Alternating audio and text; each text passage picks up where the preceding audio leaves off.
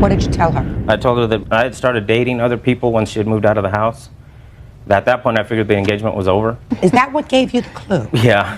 When you started dating other people? Yes. He pulled out of the wedding. Now he wants the ring back. Everything seemed fine until she came into the picture. You mean his present wife? Yes. All parties on Hovey versus Casals. Step forward, please. 33-year-old construction supervisor Mark Hovey wants his engagement ring back from the mother of his child, 31-year-old Jacqueline Casaus. Jacqueline says the ring was a Mother's Day gift. Order. All rise.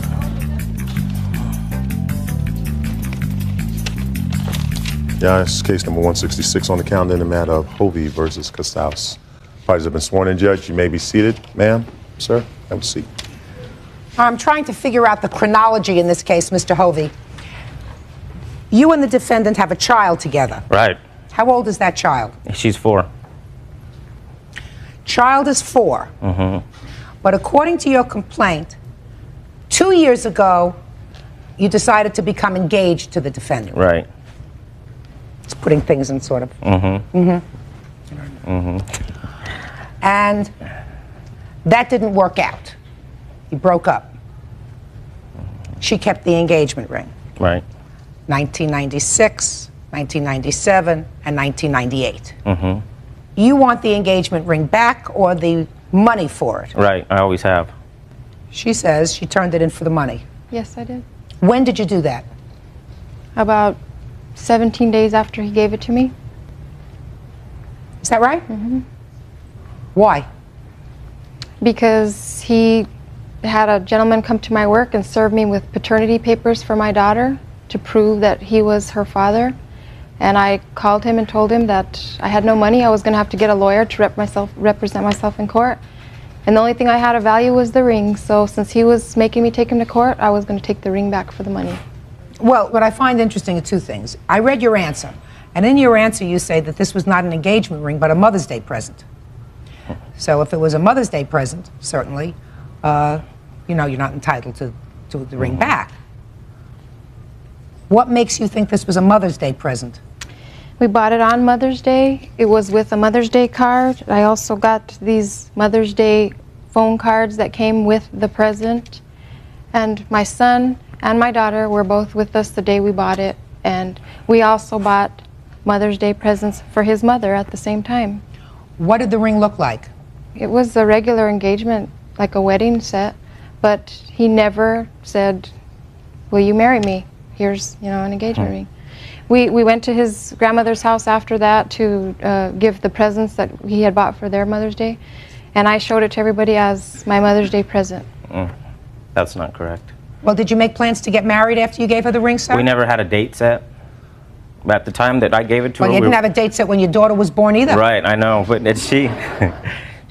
we never set a date because we were still going up and down at the time.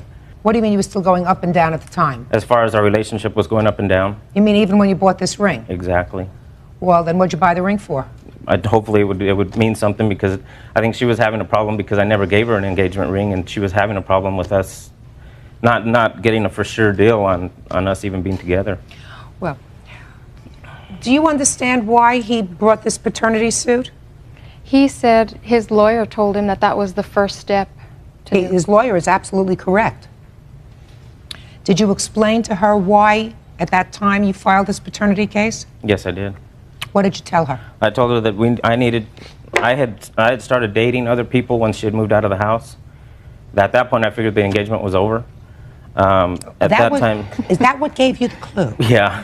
When you started dating other people? Yes. Then I had told her that I needed to have some type of visitation, because she would cut my daughter, and I was raising her son also as my own. And sometimes she'd just cut me off of seeing him. So I wanted something in from the court saying that I could see her at any time. I mean, during the visitation times. And you couldn't agree on that? No, we could not. Did you try to work out the visitation between you before you went to court? We tried. It was working. It was working until other people started entering the picture and trying to run the show, and then it didn't. What do you mean other people? You mean his present wife? Yes. I assume that you are remarried. That's what it says here. What do you mean enter the picture trying to run the show? Mark and I were able to, he was seeing both my children and taking both of them for the visits, and he'd have them for overnight visits. Everything seemed fine until she came into the picture. She didn't want my son to be a part of their new family. So the kids were split up. So if the kids were to go over, only my daughter was allowed to go. So my son was left out in the cold, and it caused a lot of problems. And to this day, Mark and I cannot see eye to eye on Mr. these Hovey, issues. is there any ring of truth to that? Somewhat. Sometimes she would let him come, sometimes she wouldn't, so he was off and on. So finally I decided he just does not need to come anymore because it wasn't good for him. That was the only reason on that. Sad. Why is it that children are always the ones that They're right in the suffer in middle of these, it. I understand. these situations? Your Honor, Mark came right out and told me that she did not want Robert over at the house because it seemed like every time he and I were feuding, Robert would go over and not be nice to her because he felt bad for me. And to this day, every time there's a visit, it's hard because he still calls Mark Dad. He thinks of Mark as his dad, and Mark does not respond in that way anymore because of her. What was your name? Delia Hovey. Mrs. Hovey, you want to tell me what you perceive to be the problem with visitation? When he did come to my house, she would tell both of them at first, don't eat her food, don't talk to her, don't talk to her. Lexi would come to me and hug me and kiss me when she first knew me. She told her, don't touch her, don't kiss her, don't look at her, don't eat their food. I cook every night for my family, and they would not eat because she would not let them eat. How do you know that? Because they would tell us. They would tell you They what? would tell us. They would My mom said, I can't eat your food. That's a lie. From one day to the next, that child stopped kissing me and hugging me. I love that daughter dearly. And she did love me at first, but now since her mom said, don't do this, don't do that, she doesn't, still up to this day, she doesn't hug me. She doesn't kiss me. She talks to me, I mean, just like normal, because that's all she can do. She can't do anything else. She's lying. And as far as Ask her pizza, how she's many making times she's comments ever that I combed could make my daughter's pizza. hair. I cook every single night. Listen to me. You're supposed to try to make these kinds of separations as easy as possible for children. I assume you were angry at him. We got married shortly after you separated. Is that right? That's one of the other points. If he considered that an engagement ring he gave me, he and I were still seeing each other 2 days before they went on their first date. She moved in a week later. 2 months later, they were married. So if he was engaged to me, why is he married to her? Mark Hovey wants the engagement ring returned from the mother of his child, Jacqueline Casaus. Mr. Hovey, according to you, sir, you knew that this ring was returned 2 years ago. Right. What took you 2 years, sir?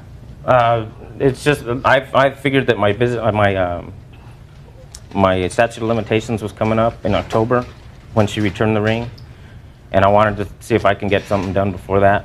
Something must have happened recently because you didn't pursue this matter for 2 years. We're still in civil court also on my daughter. Oh, so that's because the she's reason. in contempt of court as far as me. I still don't get to see my daughter like the courts say. So that's the reason. That's So, part of the reason. Of course, that's part of the reason. I knew there had to be something 2 Yeah, years that later is part of the reason. for this problem to come up. Right. Now, what's your visitation schedule? I get her on Tuesdays and Thursdays from 5 o'clock to 8, and then I get her on Saturdays from 12 noon to Sunday at 12 noon. And what's the problem with the visitation? Sometimes she decides whenever she just doesn't want to give her to me.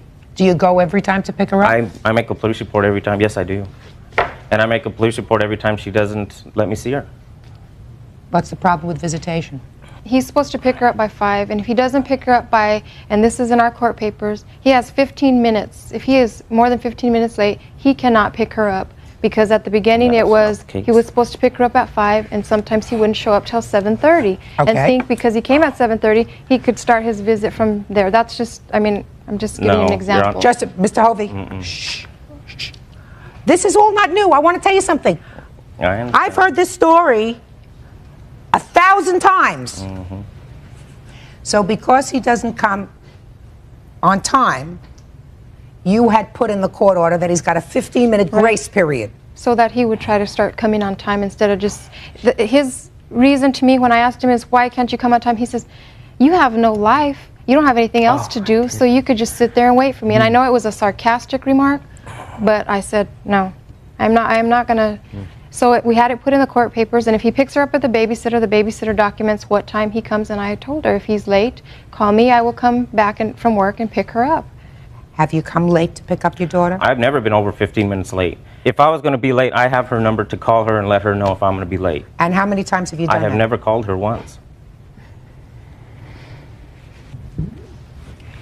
You made a child together when you weren't ready to make a commitment to each other to make a life together. That was a very dumb thing to do. But you have a 4-year-old daughter, and I assume that based on the fact that you've gone to court, Mr. Hovey, to pursue your visitation, and you did so right from the beginning, you want to be a good father. Right. Is this your only child? That's my only child.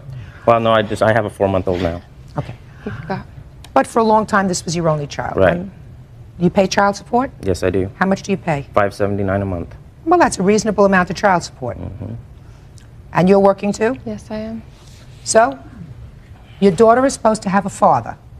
And she's lucky because even though you're not together and you've never been married, it seems to me that he's pursuing, seeing her and wanting to maintain her in his life and vice versa. That's a very important thing. You're not supposed to do anything to interfere with that.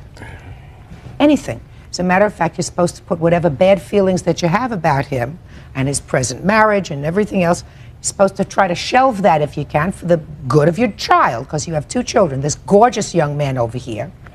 Thank you. And a 4-year-old daughter who I assume is equally as pretty. So you're not supposed to make it more difficult. You're supposed to make it easy. Now I come back to you. Because there are always shades of gray.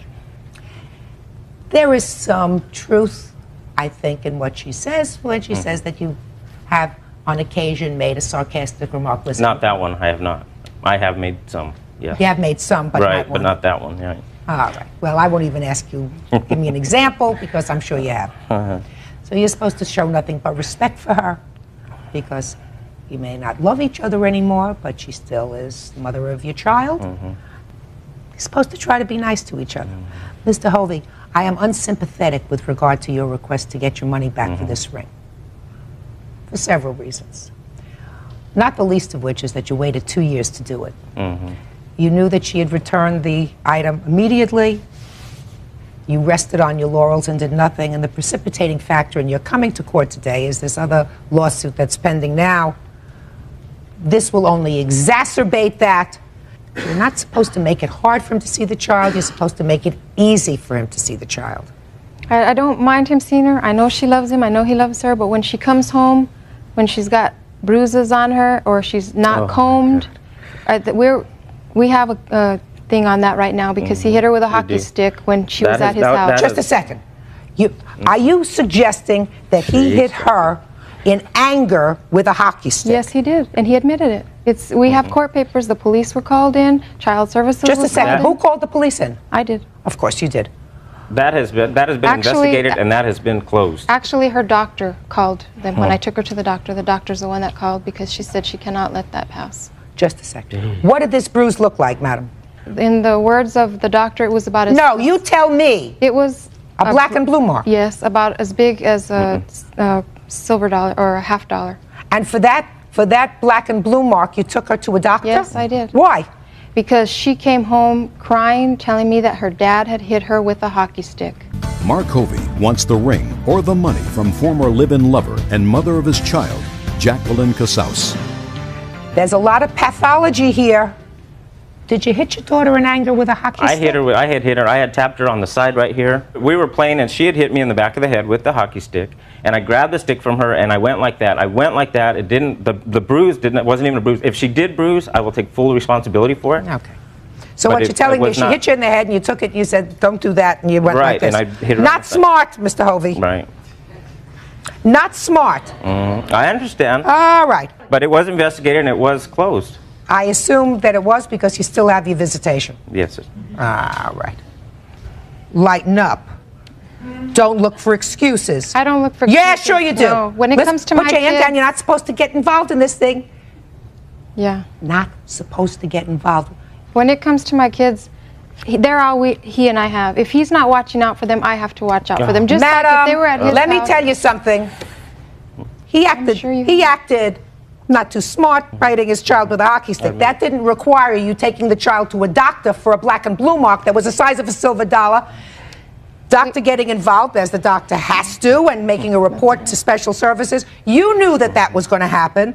That's the exact reason you went to the doctor. And I because do you it didn't again. go to the doctor, madam, because you were concerned for the child's welfare, that she was Yes. injured in some way. You took the child there to document something. That's right, and I do it again. Of course you did. And I'll do it again if it happens Well, then, again. I want to tell you something. Then what you're doing is you're hurting your child, and there is absolutely nothing that I can do. But I will tell you, if he made a mistake, and he certainly did, and I just told him he made a mistake, it would be no different from if your daughter was crossing the street, and you, instead of going out there and trying to talk, don't cross the street because there may be cars coming, you grab her by the arm, and you pull her back, and you dislocate her arm by accident. And it's the time that he has the child for visitation. And he says, what happened to her arm? And you explain the problem. He says, this is good. I'm going to take the child to the doctor, and I'm going to start setting up broken arm, splinter in the finger, a cut on the side, all because of her negligence. That's what you're doing. I want you to think, if the two of you were living together and this happened, you would not have taken the child to a doctor over a little black and blue mark. You may have had an argument with him. That's right. But you wouldn't have rushed the child for emergency treatment. It The wasn't reason you emergency did it treatment. is because you are not together anymore. That's why you did it. Well. And it's wrong. 100% wrong. I'm here to tell you that it's wrong. You can nitpick to an extent where it will make it so difficult for him that he'll say, listen, it's just not worth it, and it's interfering with my life. Maybe that's what you want, and then you can tell your daughter that she has a miserable father and her father doesn't want to see her. No, I don't Maybe tell that's her what that. you want. She'll learn that on her own. Or you just want, no, she won't. Listen, you have a passive-aggressive personality. She won't learn that on her own unless you teach her. No. It's a mistake for a child to think, my daddy's a bum. He doesn't treat me well, he doesn't take care of me. That's what you would like. You would like to say, my mommy's wonderful and my daddy's a bum. And if you think that that's a good idea, you're going to have a child who will perhaps love you as she gets older and perhaps resent you once she develops a mind of her own, and resent you forever. Choice is yours. Mr. Hovey, I'm not going to exacerbate this matter any further by ordering her to pay you money for this ring. We understand each other? Yes, I do. Perfect. Your lawsuit's dismissed. Your I Honor, just excuse you may step out. What? I had a countersuit on For them. what? There's 2 quilts that belong to my children that I had wanted to get back, and he was supposed to bring them today to give them back, and he didn't. Oh, I was. Just a second. Well, Just a second. that's Do you what know they what told blanket me. she... Listen to me, Mr. Hovey. Do you know what I know blanket what she blanket said? she's talking about. What blanket is she One talking blanket she's talking about. The other day, she saw my kid, my 4-month-old, in it, and it's a Tweety Bird blanket. She told me, she says, Mark, can I get that back whenever he's done with it? She can have it back. I told her that. Just she a put second. It in she put it So in. you said fine. That's right. Then What's the the next other one? The next one is a blanket, a quilted blanket that we bought at an auction that I bought. I bought with a credit card, and it was from him. It's got his handprint on it. I intend to give that to Robert later on. I've got lots of things of Robert. Why don't you give it to him now? He Why can don't you have give- it now. You want your blanket back with your handprint? Yes, I When are you do. going to get it to him? As soon as possible. ASAP When I get means back. within a couple of days? Exactly. Terrific. Thanks. That's all. I just excuse you may step out. Back over to you. Your Honor, we had fallen in love. We had vowed about our relationship. We would pass cash back and forth. They fell in love. She got pregnant, and now she blames him for her illness. The cancer was a direct result of a pregnancy that happened with Roosevelt and myself. I never heard of cancer as a result of a pregnancy. Parties on Sumner versus Keys. Step forward, please. College Facilities Coordinator Kathleen Sumner says short-term boyfriend Roosevelt Keys, a nurse, owes her for loans, medical bills, and a false report to Child Protective Services. Order. All rise. Quiet in the courtroom, please. All rise. Judge, this is case number 187 on the calendar in the matter of Sumner versus Keys. Parties have been sworn in, Your Honor. You may be seated. Ms. Sumner, I gather from your papers, which I have reviewed very carefully, that you and the defendant had a short-term relationship, That's correct. And during that relationship, you allege that he borrowed some money from you. That's correct. And after the relationship was over, when you started to ask him for the repayment of this money, this loan, he reported you to Child Protective Services. That's correct. And you are also suing him for some pain and suffering, which I'm sure you'll explain to me. Now, first, let's deal with the money aspect of it, these loans. Tell me how this loan took place. I met Roosevelt in May of '97, and during the course of 6 to 7 months, he had made several money loans from me. Tell me about the money loans. The first time he asked for a cash loan of $300. When? In June, on June 11th. Within June and July, he borrowed another $200, another $100. He also asked to use my... So far, we're up to $600 in cash. 3 in June, 2 in July, and then another $100, you say. That was $600. I have the documentation here. Well, let me take a look at it. This was a canceled check dated July 8th for $200. These, I think I gave them in the other envelope. They were two separate cash draws of $300 from my credit card account. Roosevelt had several checks that were bouncing, and he asked for the money in cash. Does any of this sound familiar to you, sir? Somewhat familiar. Well, let me hear somewhat. Okay. The first loan on June 11th, I asked her for the money. She gave it to me. $300? $300, yes, she did. She did give it to me, Your Honor. Okay. June 11th, yes. $300. Yes. And I have one here for July 8th, $200. That was correct. You agree with that? Yes, so ma'am. far we have $500. What's next? One time, Kathy gave me a cash loan of $100. That's $100. And that's all I remember for right now. $600. Did Yes, you pay her ma'am. back? Yes, ma'am. When did you pay her back? Oh, when I came back from annual training, Your Honor. Absolutely Did you give her not. check or I cash? gave it back to her in cash, Your Honor. Absolutely not. I never. Just a second. Your Honor, we had fallen in love. We had vowed about our relationship. We were doing things as family. She had my ATM card. I would give her my ATM card. We would pass cash back and forth. I had no idea of asking her for a receipt or anything. I didn't. Well, show me your bank statement, sir. Your ATM statement. I assume that Oh, I she don't gave... have that with me, ma'am. He never returned the money. Just a second. Do you have any proof whatsoever that you repaid her, sir, this $600? Not on me, Your Honor. No, I didn't bring it with me. Okay. You want $3,000 for pain and suffering. What pain and suffering? Roosevelt had been staying with me almost immediately after we had met, which was June of last year. Through the course of the relationship at about December, I had asked him to leave the house and had tried my best to tell him that I was no longer interested in continuing the relationship with him.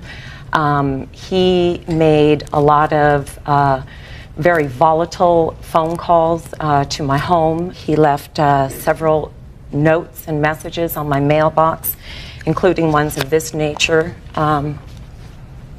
and many other ones. He threatened that if I were to, I made a call to him in May, the beginning of April. Just a minute. I assume you wrote this, sir. Yes, ma'am. It says, like I say, Kathy, if we go in front of one judge, I guarantee you will go in front of another. I have nothing to hide. You'll be the one explaining why you painted your house last summer. Yes, ma'am. I assume there were threatened lawsuits at this time. Say if we No, go in ma'am. front of one judge. What does that mean? No, not at all. She was saying that I owed her money, and I was saying, no, I don't owe you any money. And you know that we were passing money back and forth between our whole relationship, Your So this Honor. was all about the money? No, actually, This was about the money. If we go in front of one judge, we'll go in front of another. So clearly, according to you, according to what you're saying to me, this one sentence is about the money that she alleges you owe her and demands that she was making for the money. her demand? Yes! Yes, her demand, yes, All ma'am. right, and you said you have nothing to hide. Nothing to hide, ma'am. And you'll explain to the judge, I assume that that's what this means, why you painted your house last summer. Why did she paint her house? I didn't feel comfortable when she was telling me about what happened, and because she didn't feel comfortable about it. And what? Well, It's totally irrelevant to the money that he owes me Just a and minute. him paying the debt. Just a second. Ms. Sumner, you raise it in your complaint. You say in your complaint that part of his harassment that you're suing for The pain and harassment. suffering is that that he reported you to Child Protective Services. You raised that You're right. in your complaint, so it is relevant. So what you told him is relevant, because I assume there did come a time when you reported the plaintiff to Child Protective Services. Is that correct? no, I didn't report it to Child Protective Who'd you report Services. it to? I reported to the San Mateo Police Department. Okay. And that was after you left. And after I left, Was it after you left the home that you made this report to Protective Services? that particular day, ma'am? Mr. Keys, am I speaking a language that you don't understand, or are you trying to figure out how to answer my No, question? ma'am. No, ma'am. All right. No, ma'am. So let's get it together. It Yes, was ma'am. sometime after you left the home that you made this report to the police department. Yes, ma'am. And you made the report to the police department because you believed that the children were at risk. One of the children. One of the children. Yes. Do you want to tell me why? Kathleen Sumner claims former boyfriend, Roosevelt Keys, owes her for loans, medical bills during pregnancy, and falsely reporting her to Child Protective Services. He says the phone call was needed. How old is this child? She was 9 at the time, and she's 10 now, Your Honor. Throughout the course of our relationship and watching her children, watching the oldest, Your Honor, who by one is afraid to go to the bathroom by herself, she's afraid to take a shower by herself, she's afraid to go in her bedroom without an adult that's standing out in front of the dining room by herself. When we go into the car, Your Honor, she wants to sit in the middle of her 2 youngest girls. I found it very strange for that to be happening with a 9 or 10-year-old child. I brought it to Kathy's attention on several occasions. I said, Kathy... Never brought it to my attention. Never. Do you so far remember this conversation that you've had with him? Absolutely not. This is how it began. I called him in April and said, you have until May 1st to make a substantial debt payment to your debt. And if you don't, I'm going to go to small claims court, and I'm going to collect it in small claims court. After I made that phone call to him, an onslaught of phone calls and threatening letters. If you do take me to court, I'll jeopardize the custody of your children. I'll be telling authorities what I know. Don't push me. I will. We go in front of one judge. We'll go in front of another. Basically, what he did was he picked what he could up and resurrected it to go to the police department with to make this claim because I was suing him. He never once discussed concerns about my children. It was never, ever an issue.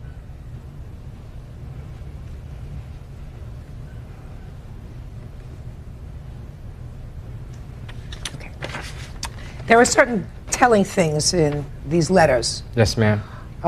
First, it is clear, sir, that you acknowledge that you owe her money. Yes, ma'am. And it's also troublesome to me that in one of the letters you say, it's only money I owe you, but I guarantee you will have to prove yourself a worthy parent. Yes, ma'am. That's not good. There is some connection here in this letter between her pursuing her claim of money and your reporting what you allegedly know to Child Protective Services, because that's what it suggests. It's only money I owe you, but I guarantee you will have to prove yourself a worthy parent. Yes, ma'am. My question, Mr. Keys, is as follows. If you separated in January and you reported to the police in May, Yes, ma'am. what happened between January and May that inspired you to make the report in May? Because I had spoke to her on several occasions about it, Your Honor. We had spoke about this. I asked her, I said, Kathy, the child... When? Before you left or after? Before and after. Joe, tell me about the after. February 13th, we went out. You went out for a date? We went out for a date, yes, ma'am. And at that date, you want to tell me what you say you no, said it wasn't. to her? I mean, I'm just saying that we were together. I mean, I've I want talked you to her. tell me, sir, And about conversations you had after January about this child. There was no conversation. yes, there was. I'm not ma'am. speaking to you. Do you Ma'am. understand me? Are you on any sort of medication? No, I'm not. Ma'am, we spoke after February, after January, Tell before. me, just a second. Ma'am, I had mentioned, okay, I would tell you. See, you think I he's would doing a tell you, dance ma'am, around and I'm me? not on Bert, medication. you think he's doing a dance around me? I get that impression. Huh? I get that impression. No, Judge. ma'am, I'm sorry. I'm sorry. Yeah, I mean, you can man me all you like. You're very respectful, but I know the difference between rain and piddle. Yes, ma'am. I know the difference. Yes, I know you do. Okay.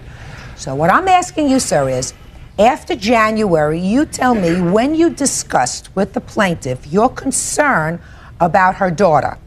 After January, I spoke to her and asked her what would she like to do with Carmel. That's the daughter.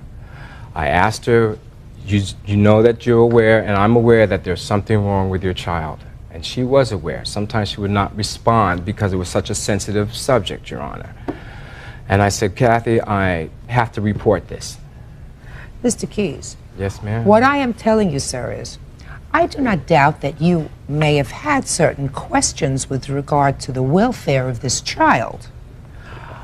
My question with regard to you, sir, is your motivation for reporting it when you did. That's a question that I have.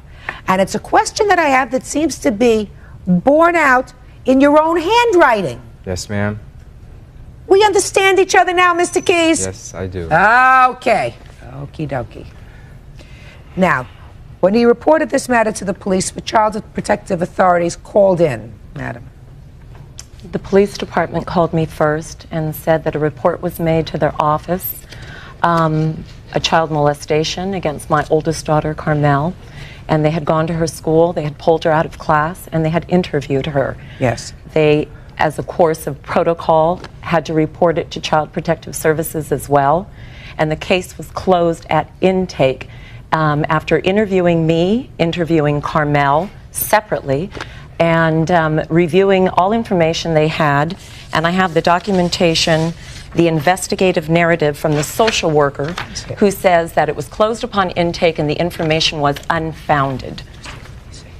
My daughter is a healthy... Just a second. Ma'am? What? I also have that is the police officer who I reported this to, and she said the restraining order was a result from her and her sister having on it because her sister lives right behind her house, Your Honor. And he went to her sister in his underwear, fondled himself in front of her sister, and said that, you know that you want me. Sister, in turn, called the police on him, got the restraining order out on him, Your Honor. Is that her sister? That's her sister who lives Does your sister have a restraining order against him? No, she doesn't. You want me to call this detective? Find You out? absolutely can. Great. See if I can get a detective in. You know, one way or another, this is going to get very, very nasty. Kathleen Sumner wants short-term boyfriend Roosevelt Keys to pay back his loans, pay her medical bills, and compensate her for giving Child Protective Services a false report. He says the call was needed. I have to be perfectly satisfied that there is absolutely no validity to what he did. Now, he may have been misguided in his motive for calling protective services on you, but if there is a scintilla of truth as to what he's saying to me, then you're not going to get a nickel with regard to your pain and suffering. Do you understand?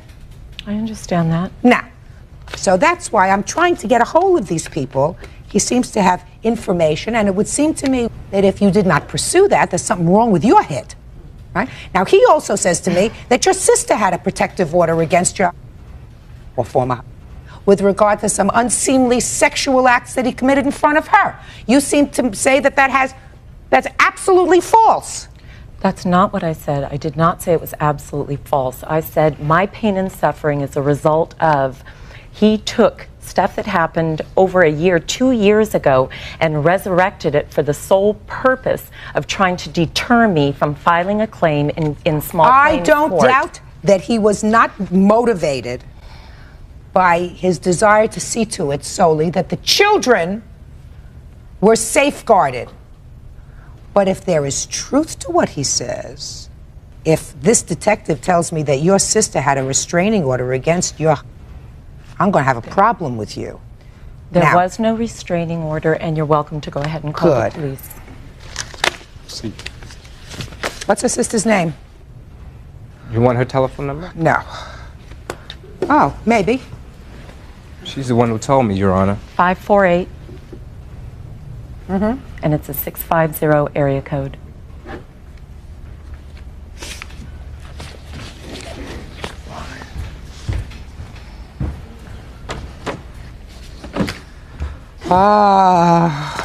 Can't things just be simple?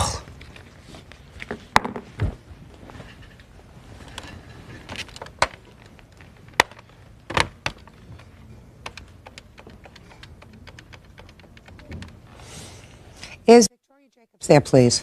This is Judge Judy Shanlin. Can I speak with you for a moment, please?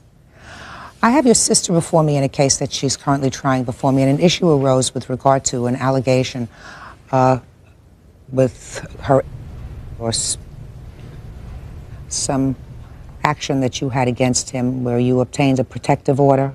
Does that sound familiar to you? Okay, when was that incident? About a year ago this time? Can you describe the incident to me? Did you, in fact, get a protective order restraining him and to have no... It was in effect? And when this incident happened with your sisters, did you tell your sister about it? Immediately? Okay. But you haven't had any difficulty with him since then? He has stayed away. Thank you very, very much. I appreciate the call. Bye-bye. Bye-bye. Yeah, sir. Well, Miss Sumner, it certainly appears as if your sister confirms everything that Mr. Keyes tells me about this incident involving herself and your... And she said that she, as a matter of fact, called you before she called the police. Does that refresh your recollection? That's correct. I'm not saying that there wasn't an incident. Your sister furthermore says that this incident occurred while you had a restraining order against you. Stay away from both you and the children. The restraining order was never in effect because I was never able to get him served. Look, I'm not going to spend any more time with this case. You owe her $600. Pay it! I'm not making any award for pain and suffering, madam. I'm not so sure that you shouldn't be following up with some of this stuff yourself. I'm certainly going to find out whether Child Protective Services had all the facts before they marked this case unfounded. That's all. Parties are excused. You may step out. Well, I told her she was going to get $4,200 for the motorcycle. You told her she was going to get it. What do you have, a crystal ball? He left his Harley for his wife to sell, but he didn't like the deal. She didn't put an ad in the paper. She didn't drive around the motorcycle with a helmet on, around the street with a for sale sign. She took it to a dealer and said, give me the money. Is that what you did? Yes, ma'am. Perfect. That's what I would have done. Parties on Cardenas versus Cardenas. Step forward, please. 43-year-old physical therapist Joel Cardenas is suing his ex-wife, 35-year-old homemaker Lauren Cardenas, for money from selling his motorcycle. Lauren says the money was used for child support. Order. All rise.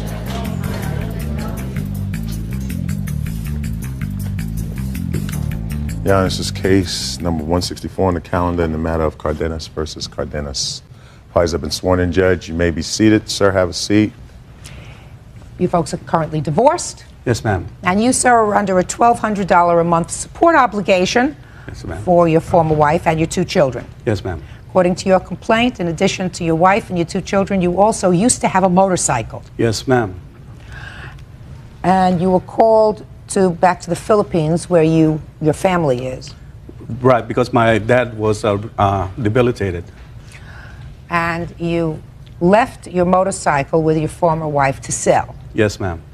In an agreement that because of the time of my absence, at least when she sells the motorcycle, there'll be the month that will be paid for the child support because of my stay in the Philippines. Okay, so you left her your motorcycle and you said sell it. Right. And use some of the money to pay my month's support obligation. Correct. And how long were you in the Philippines? Approximately a month. And when you came back, you had in fact sold the motorcycle. Yes, ma'am, I did. Yes, ma'am. I assume you have a bill of sale for me? I have a receipt from the company telling how much I got for it and what it was. Fine. And how much did you get for the motorcycle? $3,400 for the condition it was in. Okay. And you left, according to these papers, in April. Correct. Were you fully paid up in April? Yes, ma'am. No, ma'am, he was not. According to your wife, your former wife, you were not fully paid up in April. You still owed her something, like $300. Is that right? Yes. In which I paid cash before I left. Did you always pay it by check? No, not always, No, because his we checks had bounced. So he would pay you in cash? Whenever I could get it in cash, that's what I preferred. Mr. Cardenas, how long you divorced? A year. Approximately a year. In the future, you should give your wife a money order, not cash. I know. Do you understand? Well, the only. Take a deep breath. Try to listen to me. Try to listen to me. Okay. If you give her a money order, then you will have a receipt. I understand that from now on, Good. Judge. She says your checks bounce. She doesn't want a check. That's correct. I can understand that, but there is a happy medium. You give her money orders. She always have the money, and I always tell, like I told her. Not always. Just pay attention. I am. Good. So from now on, you're going to give her your support payments in a money order. Money order or check, correct? No. You say check. I said money order. Money order, all right. Money order is where you go to the bank and get a money. Are you chewing gum? Yes, ma'am. No.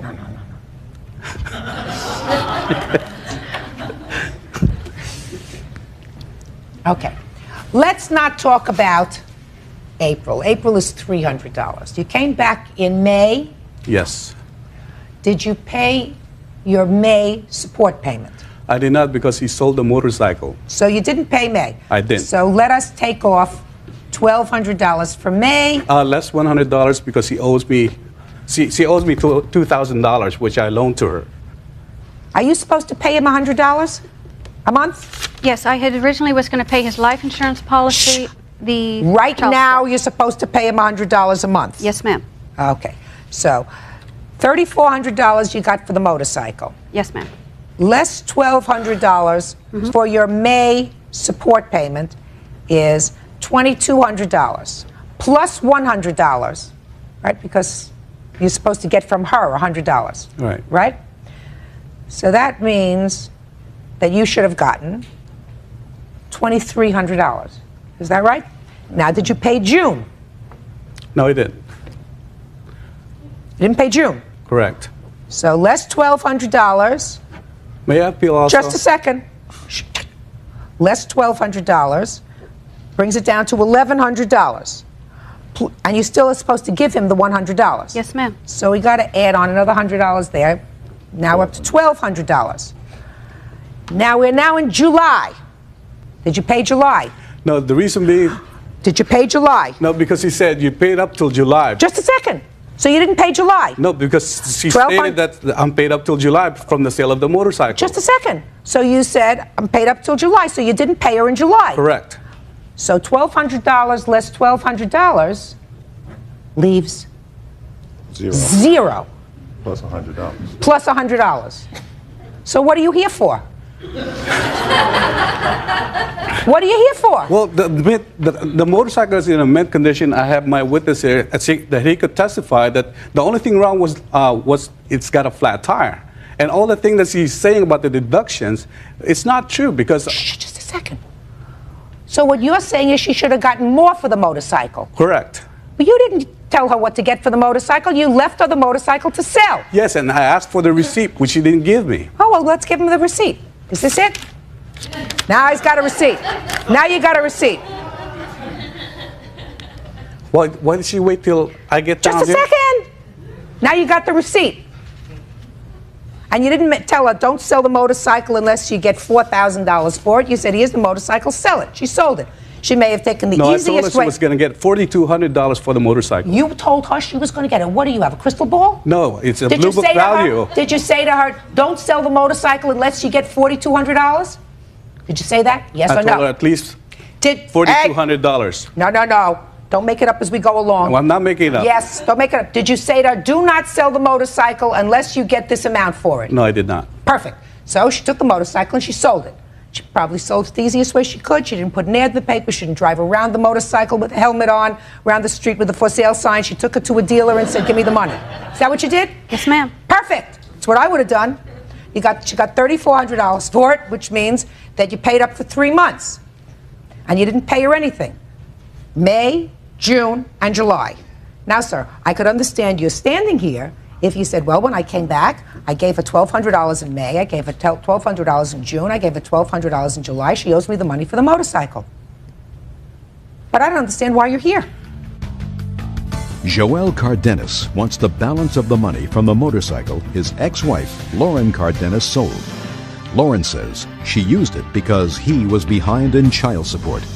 Why are you here? I'm very confused.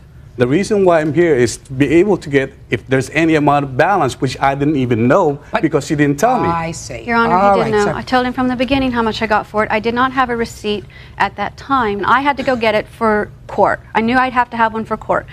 But from the beginning, he called me a liar. He told my children I was lying to him. You know, and he has told them horrendous things, and it all goes around money. Everything around him revolves around money. That's too bad. And it is, because he wants the children. He wants to take them away from me. He wants to take them to the Philippines. 14 years ago, I almost aborted my first one. I never told her. A few weeks ago, he decided she needed to know this. This is what I'm dealing with in him. Mr. Cardenas, did you do that? Did you tell that to your daughter? Did you tell that to your daughter, sir? Yes, I did. That's outrageous. Do you think, Mr. Cardenas, that was designed to make your child feel better about herself? No. Did you think that was designed to make her feel No, better? I feel like the truth has to come out. Listen, Mrs. Cardenas. Yes, ma'am. I don't have enough years to get through to him, if that's his answer to me. Unfortunately. That's his answer. Unfortunately, what did you do? You picked him. Mrs. Cardenas. Are we all entitled to one mistake? You made a big one. Yes, I did. The only thing that you can try to do is, if this is the response from a man who has 2 children, who he's supposed to love and nurture, to make sure that they grow up feeling really good about themselves, wanted and loved and secure, to tell a child her mother wanted to abort her so that she would be in a jar instead of sitting in a chair, that is the most despicable thing that I tell you that I've heard in a very long time. So, Mr. Cardenas, you take your attitude about child rearing and your lawsuit and get out of here. That's all. Parties are excused. You may step out. Back up to your right, please. Why didn't she told me the very beginning? Then I wouldn't have gone to this whole thing. As far as my children go, I wish that I could actually even told her in more detail what he done, because I need somebody of authority to tell him how he's destroying them. He doesn't see it. Parties on Werrick versus Stanky. Step forward, please. 20-year-old Monica Wirrick is suing her sister, 23-year-old Jennifer Stanky, over a check from their grandfather's estate. You 2 young ladies are sisters. Yes, ma'am. Correct. And this lawsuit isn't about a lot of money. No. According to you, your grandfather left some money. $500. $506. Your sister got the check. You think that half of it belongs to you. Well, what I'm interested in more than this little bit of money that we're talking about is why you would bring your sister to court for that kind of money. Well, Your Honor, when my mother died in 1994, she kept everything in the house, everything. She kicked me out. I was 16 years old. I didn't have anything. We don't have any family at all, you know. So it's just the 2 of you? Yes. Even more of a reason not to squabble over a little bit of money. Your position is that this money should go for something else. Yes, ma'am. Let me hear. Okay, when I found out about the estate of my grandfather and found out about the money, I contacted my sister about it. They didn't even know that she existed. They only thought that I was the only child. I brought her in. I said, Monica, we're getting some money from my grandfather. She agreed on one thing. Was this your maternal grandfather, your mother's father? Yes, ma'am. Go ahead. And I told her, whatever we got, if it was $2, 10,000, 500, the first thing we were supposed to do is buy my mother a headstone. You mean your mother is buried without a headstone? Yes, ma'am. I was 19 at the time. I had a 6-month-old daughter. My sister was 15. She was turning 16 in March. My mother died in August. I took care of everything. I took care of my mother for 7 long years while she was sick. How old was she when she died? 47. I did everything. She had cancer? Yes, ma'am. I did everything. I took care of this child. How old was she when your mother died? 15. No, she did not take care of me. I She went- kicked me out.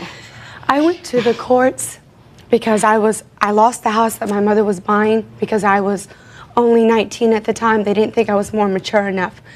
My cousin came to me and said, let me take her. You have a 6-month-old. Your mother just passed away. You know, let me help you, okay? She went, she was there 2 weeks in Ocala. Because her boyfriend couldn't spend the night with her, she ran away. I brought her back into my custody. Of Christmas, we got into it. You got into a fight? Yes, ma'am. I hit her. I went to jail for hitting her. How long were you incarcerated? I was 24 hours. I couldn't do it anymore. A year later, she called me. She had no food, no lights, no nothing. And since of '96, I've been taking care of her. Oh. Monica Wyrick wants her sister, Jennifer Stanky, to give her half the money she received from their grandfather's estate. Jennifer says the money is for their mother's headstone. Listen to me. She wants to use this money to buy your mother a headstone. Stop a second. Don't you think your mother should have a headstone? Oh, yes, I do. But why is she waiting now after 4 years to get my mother a headstone? Where, just a second, did you have money to contribute to your mother's headstone? No, I actually did. I could have used my income tax money like she could have used hers, which she had gotten around $1,000. But instead, she went and spent it on her boyfriend. Shh, listen to me. Listen to me. Right now, you're dealing with some unexpected money. You're dealing with $500. Not enough to buy a really fancy headstone. Right. But for something. You only had one mother. Did you care about your mother? Oh, I loved my mother. Of course I did. So, but the reason I didn't let her keep the $253 because I knew she wasn't going to use it towards the headstone. She has said that 4 years in a row, and she never once tried to even get my mother a let me ask you headstone. this question. If I could assure you that this money would be used to buy your mother a headstone, would you be prepared to use it for that purpose? The problem is, okay, fine, I'll agree to, spending the money on my mother's headstone because I love my mother to death. I always have, always will. But we won't agree on, exactly what, we want on my mother's headstone. Okay, listen. It's her way or no way. Just a second. We're going to resolve everything today. Okay. First, we're going to use that money, and you can go together to make sure that the money is used for that purpose to satisfy you if you want to. And I will have an order prepared for that purpose. But let's not leave today without deciding what's to be written on the headstone. How's that? I mean, I've never done that before. Hey, good idea. I mean, I've never done that before for strangers. Good idea. I've done it, unfortunately, for myself, The only but not thing for I strangers. said was, it charges more for writing. I think her name should be on it, beloved mother, and the year. She doesn't need a long speech. Yes, she does. She deserves it. Okay. Now, the question is, everything that you write, listen, Costs more. shh. Everything, every letter that you write in the stone costs money. Could we agree that if your mother's name, beloved mother, the date of her birth and the date that she died, is what you can get for $525, which is a very small amount of money, then that's what it'll be. If he's prepared to write more on the stone for the same money, she would like something else on the stone. Are you prepared to do that? Yes, ma'am. Okay. Tell me what else you're shaking your head like this. You just don't know her. She's Know me? What I'm telling you is me. this is You going... killed my animals. Hey, What more? hey. This is going to be reduced to an order. So I'm trying to get the order down so that we have the entire order so that there are no mistakes. Do you understand? Oh, I understand. Good. Judge Judy continues in a moment.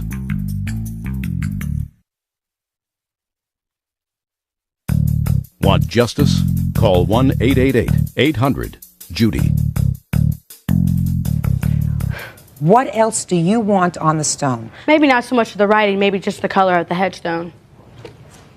Because they have a pink marble headstone that I have looked at, you know, because when my mother was buried, she did everything wrong. You would prefer a pink marble? Yes, I would. Okay. If you can get the pink marble for the same price, I somehow doubt it, but if you can get the pink marble for the same price, your sister's prepared to agree to that, aren't you?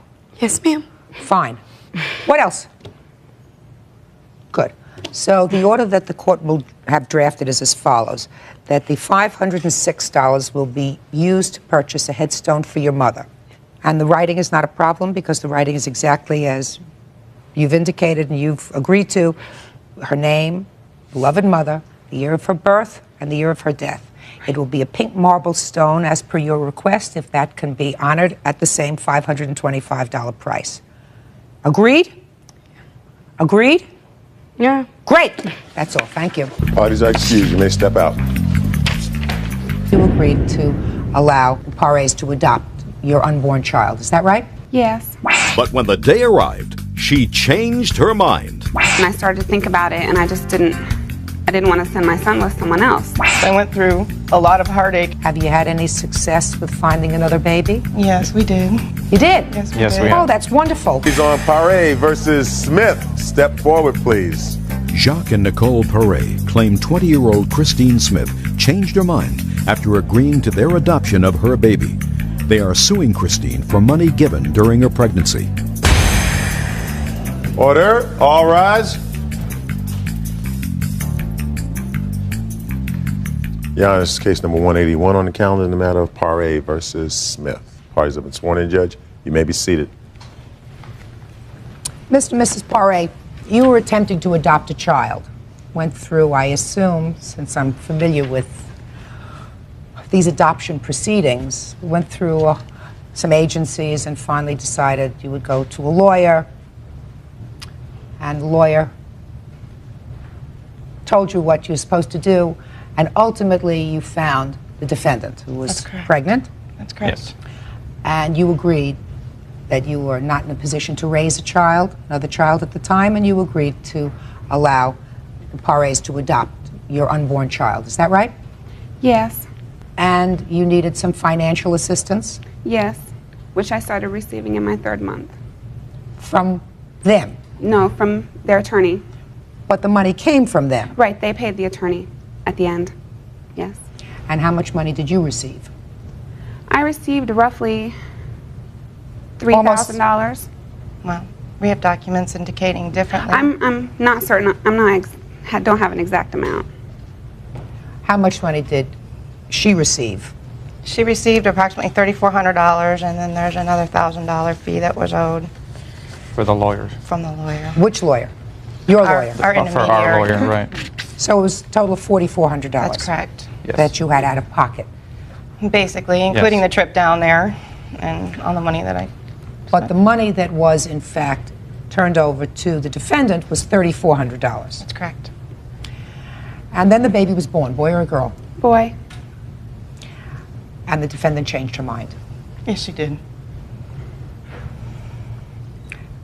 When did she change her mind?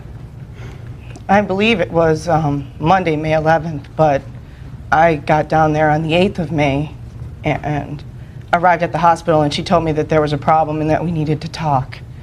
And basically she stated that the hospital said that all of our documents weren't there. I was coming from out of state. And that she wasn't real comfortable with the child going home with a nurse. And she said because the child would have to go home with a nurse if all your documents weren't in place. Correct. And so we claimed that we were going to take care of everything on Monday. My lawyer and I had a court date set to go and get preliminary adoption papers set up. And I called Miss Christine and told her that if she could please meet us at the courthouse Monday and we could get everything finalized. And I never heard from her. And By that time, you had changed your mind. Yes. What caused you to change your mind? Having my son for the 4 days. I thought that right after Nicole arrived, I wasn't filled in on everything, I guess. But she told me while we were there at the hospital that she had already relinquished her rights. But at that point, I was a little bit hysterical and didn't really realize what she had said. And the hospital let her take the child home anyways. And when I met with my lawyer that Sunday night, she showed me all the paperwork that she had already relinquished the child, and that the hospital basically gave the child to her and that they weren't supposed to. So, and she knew that, and she knew that she wasn't supposed to take the child with her. How long had you been trying to have a baby? My husband and I have been together 12 years. And this was going to be your first child? Yes, ma'am. Yes. Well, Miss Smith, do you feel as if you're responsible for returning the $3,400 to them? Yes, I do. But let me re-put that. I know they need their money back and that they should get it. But as far as me giving it to them, I just feel that the circumstances for the adoption, things didn't happen the way that they should have. Yeah, but you signed a document. Right, I did. You have other children? Yes, I have a daughter. How old is your daughter? She's 3 almost. Are you together with the father of these children? Yes. And he's the father of both children? No. He's just the father of? Jaciana. Of your daughter? Is that right? Yes. Was there a separation from him for a period of time? 2 months. 2 months, and it was during that time that you became pregnant with this child? Yes. Someone else named as the father of this child? Yes. And I have the documents to show that as well. How does your husband treat this? You married to this man? No, not yet. He treats him as if he is his own. Does that mean that he supports him? Yes. Does he work? Yes. Do you work? No, not currently. But he works? Yes. And he wants to maintain this family? Yes. Well, he's going to have to return this money. And if you've decided to stay home with your children, that's fine. But I can't compensate them for their heartbreak, and you know that you can't either. But it's probably better that it turned out this way Yes, at the beginning rather than going through something 6 months down the pike after this little baby boy was home with you. Right? Yes. I know that. Have you had any success with finding another baby? Yes, we did. You did? Yes, we did. Oh, that's wonderful. When? About 25 days after all this occurred, our lawyer contacted us and said that there was a 6-month-old child that was available for adoption. Boy or girl? Little boy. Boy. So we got a little boy. So we're really happy. He's a great little boy. It's a good boy. Really good boy. Well, that is wonderful. So that eases a little bit, but I went through a lot of heartache. I tried to drive home and I couldn't drive home, and I mean it took me 5 days to get back to where I live, and it was very difficult. Well, when a door is closed someplace, a window is open someplace else. Yes. Mhm. And this was a nice window. Thank God. Right? And you've got a 6-month-old little baby that probably slept through the night right away. That's right, Yes, he did. Right? Yes, he did. Christine Smith did not give up her baby as promised to Jacques and Nicole Perez. The Perez are suing Christine for the money they gave her during her pregnancy. All right, Miss Smith, you know that they have to be compensated for the money that they gave you. It's not fair, it's not moral, and it's not right or just for them not to be compensated for the money you received. With regard to your attorney's fees, you spent $1,000 for your lawyer. I have a feeling that these people don't have a whole lot of money. No. So I'm awarding you $3,400, which is the money that was furnished to Miss Smith during the time that she was confined and unable to work and take care of herself, much less her pregnancy. I'm really thrilled that you have a new baby home. I know that that makes appearing in court today much easier for you. A little bit, yeah. So congratulations. Thank you. And Miss Smith, I wish you well with your new family. Thank you. You know, I would assume that this kind of thing is never going to happen again. I hope not. Okay, good. Thank you. Thanks. Parties are excused. You may step out. He's a great boy. He's wonderful. He's been light in our hearts, that's for sure. I'm just very happy for Nicole and Jacques. Oh, congratulations. Thank you. Thank you very much. He's beautiful. Thank you. All parties on Kinder versus Pearson. Step forward, please. Rental car company owner Jim Kinder claims electrician Bruce Pearson wrongly reported him to the police for endangering his children. Mr. Kinder, Ma'am. I gather from your complaint that there was a time that you and your wife were briefly separated. That's correct, in 1995. And during that time, you were enjoying visitation with your children. That's correct. I had them every other weekend. These are your kids? Yes, they are. And at that time, you were living on a boat. 27-foot Coronado. And there were no shower facilities on the boat for the kids. But Or for me either. They were up in the marina office. Well, you weren't the problem. Right. It was the two little girls that were a problem. So at this marina, they have shower facilities. Some for boys and some for girls. That's correct. But at the time, the two little girls were too young to go into shower facilities by themselves, and you figured it might be a problem if you went into the ladies' shower with them. I definitely did. Wise thinking on your part. So you decided to take them into the men's shower. All three of the kids at the same time. Then there came a time, sir, when you, who also have a boat at this marina, Right. you needed a shower. Yeah.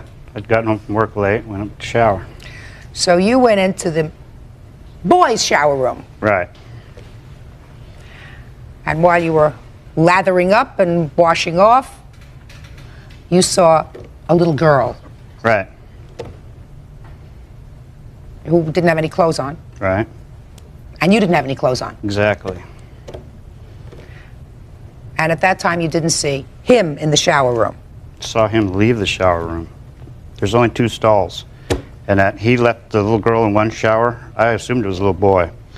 And that he went outside and said, I'll see you outside. I hopped in the other shower. When I get out to get my towel, there's a little girl standing there. So, you know, I closed the shower door, got back in, toweled off, and then they were gone. And when did this happen, sir? Last August of '97. So what you did after you saw this was go to the harbor master. Right. Our dock master described Jim Kinder, just described the person, because I'd never met him before that. So And the harbor master gave you a name. Yeah. His name. Right. And then what did you do? Went over to the harbor police and made a report. What kind of a report did you make, sir? I just told them exactly what happened, you know, and I figured they'd follow up on it, and I assumed they did. So you tell me what happened as a result of this report that Mr. Pearson filed.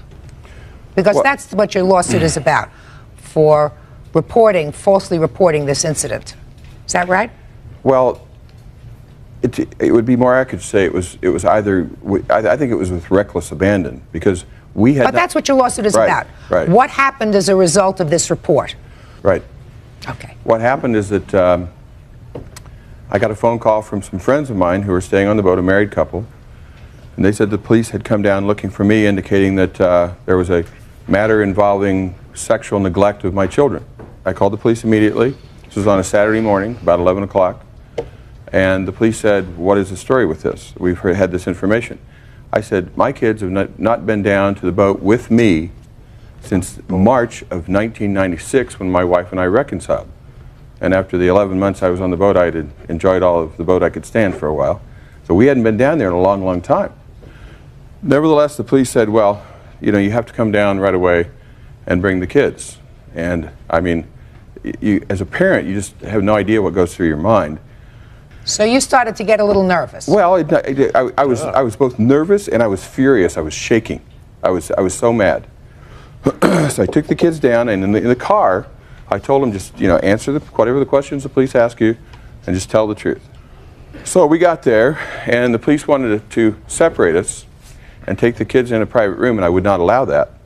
But I told the police they could ask whatever questions they wanted to in my presence. And so the police asked the kids how long it had been since they were on the boat, and you know, the kids told them it had been to the summer before or longer. And they asked me, and I said, we haven't been down there in a long, long time, since March of '96. And that was basically... And then what happened? then they said we could go. And did you go? Yes. Did anything else happen as a result of this, sir? Well, no. I mean, no, not really. I didn't. I mean, my wife was upset. The kids are very resilient. It was like, you know, it wasn't that big a deal to them, but I was really upset, very upset. Jim Kinder says Bruce Pearson did the wrong thing when he reported him for leaving his young child alone in the men's shower. Bruce says he was shocked. Now, what makes you think, Mr. Kinder, that the defendant acted recklessly with regard to his complaint? Now, first of all, let me ask you this. You didn't know each other from before? I wouldn't have recognized him if I'd seen him outside here today. Okay. Had you ever seen the plaintiff before you claim that you saw him on that day? No. So there's nothing in your history that suggests that this was done out of any evil will? I think that's a fair statement. So you think it was done recklessly? Very recklessly. Well, then let's explore the issue of recklessness for a moment. Because that is the gravamen of your complaint. It is. That is the crux of your complaint. It is. That his conduct was reckless. So what did he do?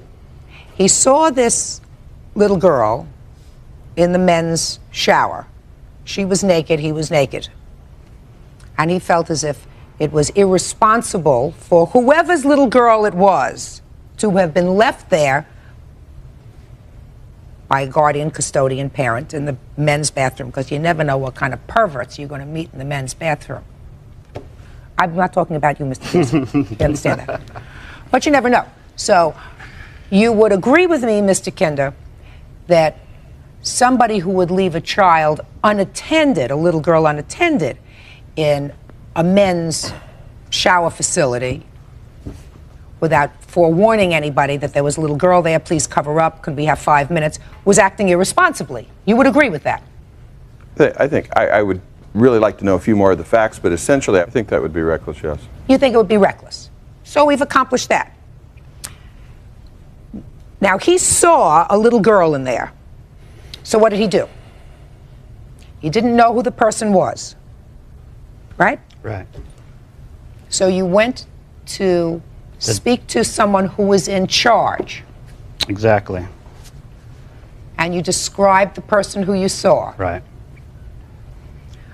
And for the purposes of this proceeding, although I'm not taking it for the truth of the statement, because that would be hearsay, the harbor master, or what do they call it? The dock master. Dock master. Yeah.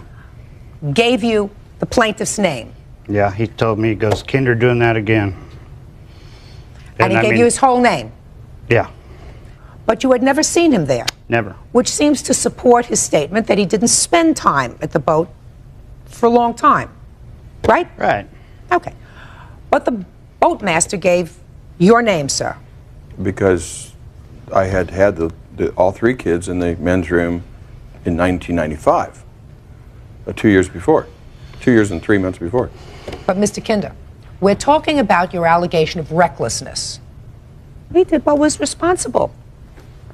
I think it would have been a tragedy if he did nothing. Too many people close their eyes to people acting irresponsibly with children. And assuming that he acted perhaps negligently, not recklessly, but negligently then in making the call, we would even get to the issue of damages here.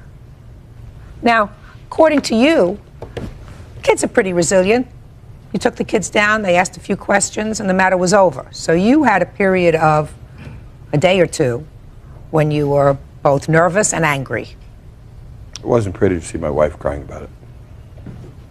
Well, that's not pretty. But she looks as if she got over it. It's the children that would concern me.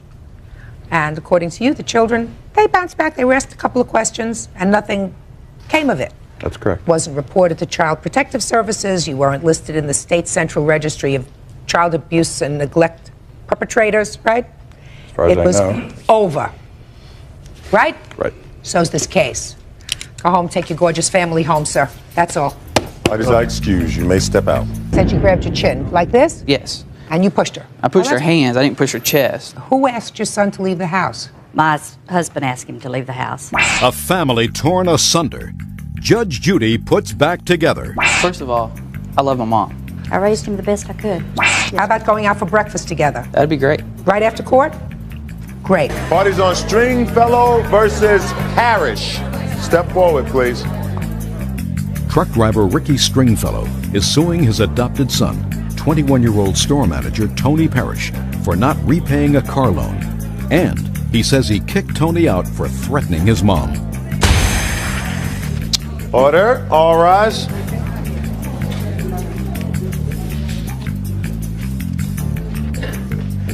Yeah, it's case number 165 on the calendar in the matter of Stringfellow versus Parrish. Parties have been sworn in, Judge. You may be seated. Ma'am, have a seat, please. This is a rather sad situation. Mr. Stringfellow, this is your stepson. Is that right? Yes. Are you his mother? According to your complaint, you made a loan to your stepson to buy a car or a truck, and he didn't pay you back. Is that what this is about? That's correct.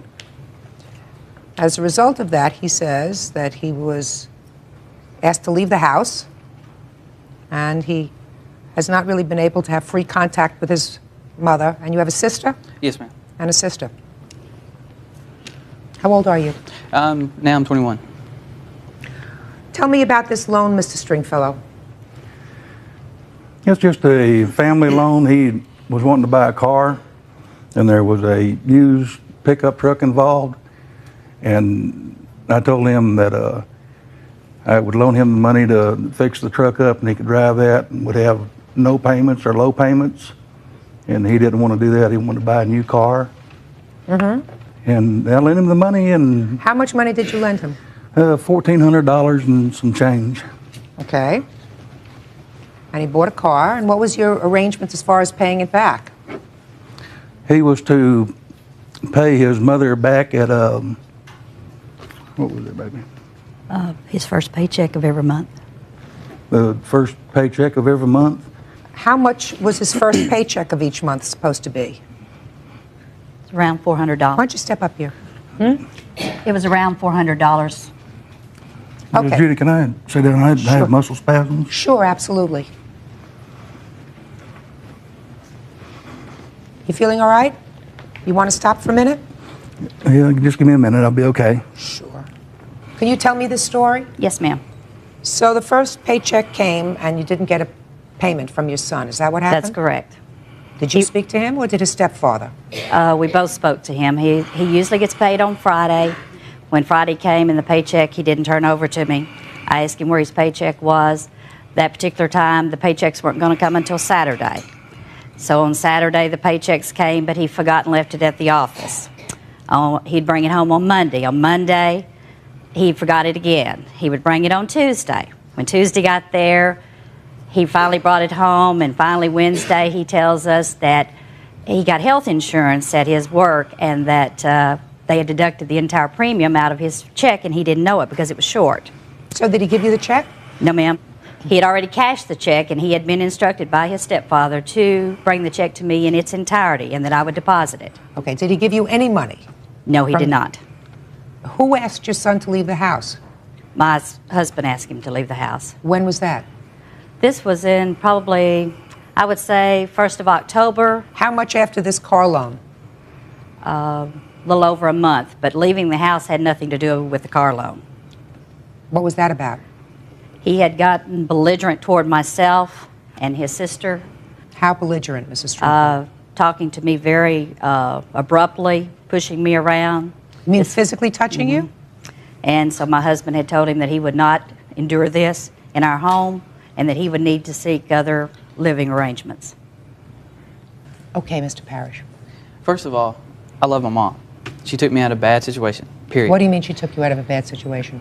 My previous home where I lived before I met her, I was in drugs and alcohol. My stepfather there was very abusive. He hit me, stuff like that. So she took me out of that. So you're an adopted child? Yes. How old were you when your mom adopted you? Anywhere from 15 to 16. I was right at the end of 9th grade. So you've been living in their home and been her child for the last 5 years? 6 years, yes. 6 years. So you love her? Very much. And two, Your Honor, I never touched or even did anything to my mom. We had arguments, I admit to that. But they wasn't very physical on my side. She used to grab my chin and everything. At that point, I pushed her back and held her back. That was the only So you put your hands on her, right. is what she said. When she grabs me, I held her hand. When you and I say moved she her. grabbed you, you said she grabbed your chin. Always. Like this? Yes. She always grabbed me like that. Always. Like this? Yes. And you pushed her? Right. I pushed her that's- hands. I didn't push her chest. And there's a different means there. All right, but you put your hands on her, and you're bigger than she is, and Right. that's it. So they told you to leave. What about this $1,400 loan? Well, it all started that day that we were supposed to go pick up this Dodge at her friend's house. The truck in question. You mean the old truck? Yes, ma'am. That you don't have, that you didn't like? Right. So you went there. Right. You saw this old truck. You didn't like it. Correct. Go ahead. At that point, Mr. Stringfellow said, "Okay, I'll make you a deal. You get paid you get paid twice a month. You keep one paycheck, I'll keep the other, and we can sell the truck." Jim, which is the person that was fixing the truck up, said he can get $1,300 out of it. So I said I agreed to that. Well, later that night, Mr. Stringfellow agreed to go ahead and give me the $1,300 up front because I was going to have to wait 2 weeks to a month to actually get the money from the truck to get with my $2,000 to put down on a car payment. At that point, I said, you know, he offered me the $1,300, and I said, okay, well, what if we sell the truck for less? Because at that point, if he agreed I had to pay him anything, I would never took the money. I would have waited to sell the truck. Was this truck ever sold? No, ma'am. No, I ma'am. still own the truck. We never intended to sell the truck. And see, that was they never told me that. If I knew if it was a loan to him, I would have been paying it back a year ago. Ricky Stringfellow wants his adopted son to pay back a car loan. How did you find this young man? This young man was a friend of my daughter's in band. He, like he said, he came from a terrible home. His stepfather was a drunk using dope. He knocked him around a lot. He had no use for him. And I really felt sorry for the child. You know, when you get a kid at a band concert and you look at him and he's fixing to walk about 20 miles home, and you know, when he gets there, you know, there's nobody there going to be up to accept him and this type of thing. So I started taking him home. I took him into my home. He started coming into my house on weekends and staying with me. The first weekend I kept him. I asked to meet his mom. He said, "Oh, my mom won't care." I kept him. Is this your biological mother? Right. Right. I kept this child from Saturday morning till I took him to school on Monday morning. You know, never seeing his mother. Picked him up again on Thursday, kept him then off and on, and then in August, she signed him over to me. We tried to contact his biological father in the military. He kept running, trying to stay away from us because he thought we was wanting child support. He made no effort to come and see the child, and so the judge awarded me custody. And that's how I got him. That sound right to you? Yeah. Doesn't sound like the kind of lady who would lie to me. No. Where are you living now? At the present time, I'm living in North Little Rock. Do you have your own apartment? Yes, ma'am. You still working? Yes, ma'am. What kind of work do you do? I'm a store manager. Well, it would seem to me that you owe this lady a lot. Mm-hmm. Right? I owe her a lot. And that this problem of this $1,400 is a problem that she probably has with this new husband. Right? Mm-hmm. So she's got to get the money back so that they could be happy together and not have this as an irritant. Does that sound reasonable to you?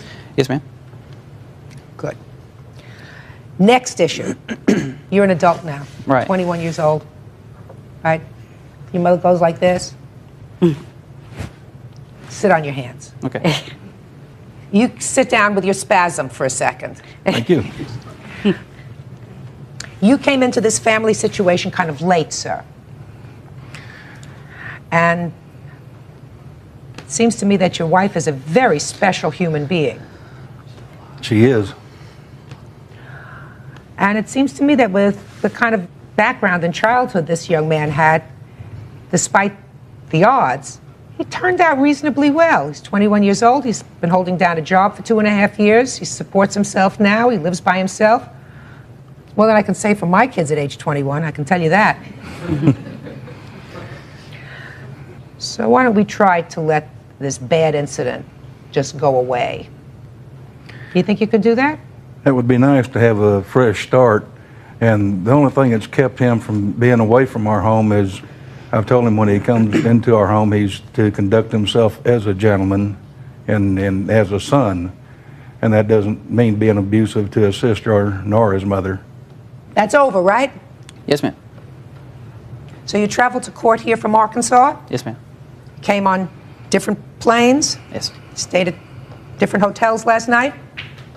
Yes. How about going out for breakfast together? That'd be great. Okay, Mrs. Stringfellow? Be fine. Right after court? Mm-hmm. Great. Judgment in this case is for the plaintiff in the amount of $1,400. You pay for breakfast. Okay. Great. Parties are excused. You may step out. I'm actually glad that the fact that I can actually talk to my mom now with him on national TV saying that I can. I'm glad I've got my son back. It all turned out okay. I love you, son. Parties on Christian versus Coleman. Step forward, please. Clyde Christian says his sister, Nancy Coleman, owes him a motorhome and storage fees. Mr. Christian, this is your sister. Yes, ma'am. You are her husband? Yes, ma'am. You are suing her because you want her to turn over the title to her mobile home because you say you did a lot of work on it. She says, no. You initially took the mobile home, but then she agreed to let you keep it.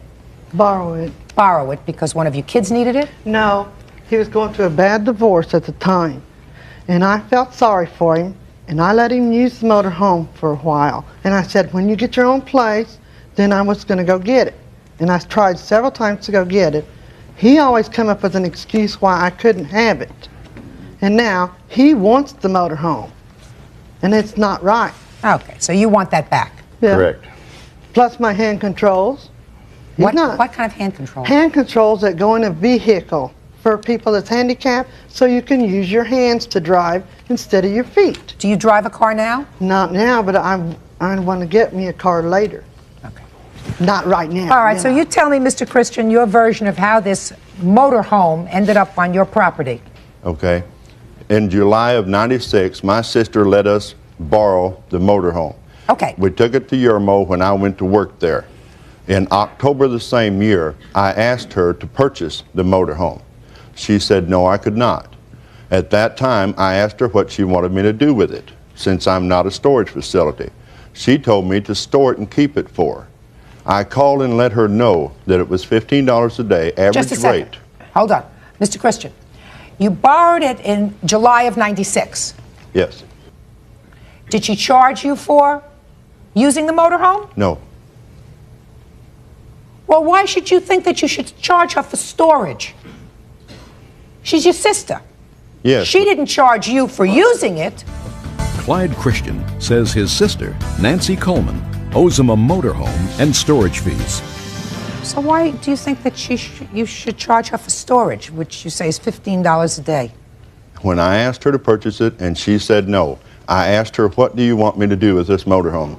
She said, keep it and store it for me. And I told her, look, I will call and find out what it costs. I did, and the average was $15 a day. This is almost... Just a second. Yes. So you found out that it was $15 a day. And what happened after you found out that the average cost was $15 a day? I let her know this. What do you mean you let her know? I called her on the phone. Yes. And let her know this is what the average charge would be. Did he ever call you? No. No, he not didn't. Because of that. No, he didn't. He never called you. Come on, Mr. Christian. Just doesn't sound right to me. Can I call my witness? To tell me what? That we did call her. Sure. Let me have a witness James? who wants to tell me that they were there. Who are you? I'm his son. And you were using the mobile home? For the 4 months, yeah. And how long did you live in it? For those first 3 months till we got our own place. Did you store anything in it? None of ours. Of whose? They had some things in it. Like what? His ham radio, hand controls. Where is that stuff now? His ham radio he has, and the hand controls are with us. So you have the hand controls? Yeah. Now, were you present when this alleged conversation took place about storage fees? I don't know about the conversation. You don't? No. Good. Sit down. Any other witness you want to bring up? My wife, Marcia. Sure. Do you want to come up here and be I will. tested? Yes, ma'am. Sure. Do you want to tell me that you were present and you overheard a conversation with his sister about a storage fee of $15? Yes, ma'am, I do. Sure, let me hear. We've only been married since November, so I wasn't in on the beginning of this whole thing. So just a second. So you weren't privy to any conversation in 1996 that talked about $15 in storage fees? We had another conversation in January of this year, and I was Just a standing second. right there. So my question to you is, and the response is, you were not present in 96 to talk about storage fees? Not that first one, no, ma'am. Good. So in January of 96, tell me about the conversation. January of 98. January of 98, I'm sorry. Yes, ma'am. We had them on the phone again, and we were telling them, you know, we'd like to buy it. Answered no. They asked for some money for medication for my sister-in-law, which we gladly sent. They said they would send the title to the motorhome in return for that, and they did not do that. And he asked her again about the $15 a day storage fee. But according to you, as recently as a few months ago, your husband was still interested in buying the motorhome. He has been, yes. Huh. Wow. Now, how much is this motorhome worth? About $7,000. $7,000. How much do you say it's worth? $2,500 or less. Okay. And how much did you send in for medication for your sister? We sent her $50 for medication and another $200 for groceries and cigarettes. So, according to your wife, in exchange for $250 for groceries, cigarettes, and medication, you wanted them to send you the title to the mobile home. Yes, and they said they would. Well, why would they do that for something that you say is worth $2,500? They say $7,000. Well, Your Honor, it hasn't been tagged in 2 years, and I've tried to get them to send me the title so it could be tagged, and I've tried to purchase it numerous times. They don't want to sell it to you, Mr. Well- Christian. They don't want to sell it to you, so get it off your property. Well, they won't come and get it off our property. Your Honor? Just a second. You're going to get it? Yes, ma'am. I'll When? get it today, if I can get it. Good, go get it. He doesn't want it on his property anymore. I'm not satisfied, sir, that they were told about the storage charges.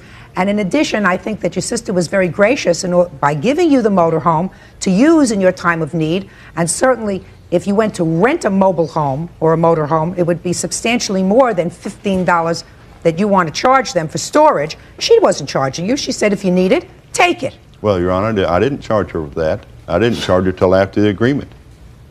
Mr. Christian, I don't believe that I there was an wasn't trying agreement to. for storage because I believe that all along you wanted to buy this thing. That's Right. what your wife said. They don't want to sell it to you. They say it's worth $7,000. You say it's worth $2,500. You Right. can't come to terms on it. Go pick up your motorhome, sir, today. Okay. And in the motorhome, sir, I want you to put the hand controls. Understood? That's all. Parties are excused. You may step out. I hope the insurance company isn't listening to this case because technically I think what you did was commit a fraud. That's the whole point. You're not being particularly useful, so I think you ought to sit down. No place for dad in the courtroom. Somebody that takes a car from a daughter who's trying to get a job and then takes her only means of trying to find a job, to me, is pretty low, Your Honor. But that's also very helpful, Mr. Tholen. Parties on Tholen versus Tholen. Step forward, please. 19-year-old Jamelyn Tholen is suing her mother, Vicki Tholen, for the return of a car. Vicki says she took the car away because her daughter wrecked one car and trashed another. Order. All rise.